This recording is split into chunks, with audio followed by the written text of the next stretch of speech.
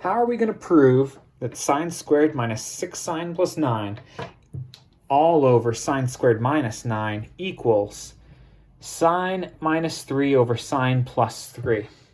You're not going to be able to do this unless you realize that you can factor the top and bottom here. I lied. There's a second way, but I'll show you that later. If you were going to deal with the left-hand side, I'd want you to see that this is a perfect square trinomial. You can square root this, you can square root that, and this middle is double square root of that times square root of that.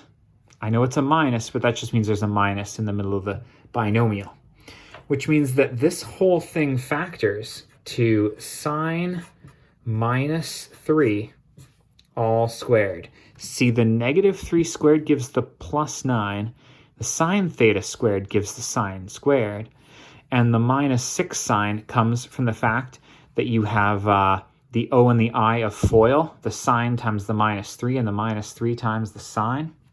Nice. This bottom factors by difference of squares, because that's square rootable and that's square rootable.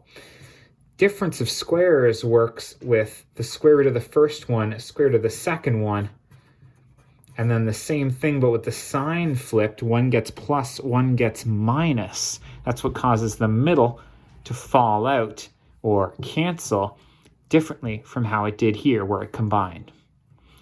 Anyways, what really matters here is that sine theta minus 3 on the bottom will cancel with one of the sine theta minus 3's on top. That is, this term cancels out with one of these two terms, and we're left with sine theta minus 3 all over the leftover term here, sine theta plus 3, which is the same as the right-hand side. Nice. Hey, but Mr. Oldridge, I hate factoring. Is there a way, no matter how long and convoluted, I can avoid that?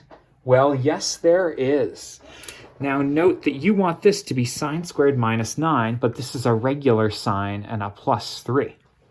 You could boldly multiply the top and bottom of this fraction by sine theta minus 3. Now you have to multiply the top and bottom by that same thing.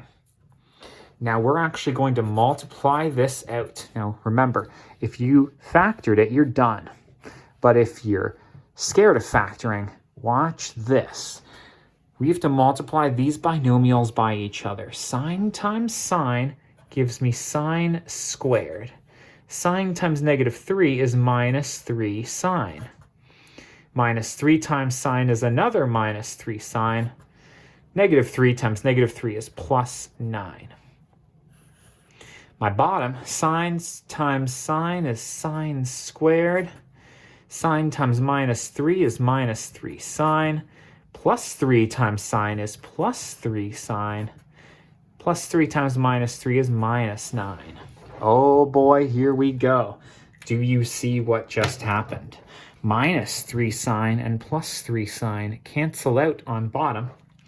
And on top, negative 3 sine theta and another negative 3 sine theta are what's going to combine to give us what we want on top.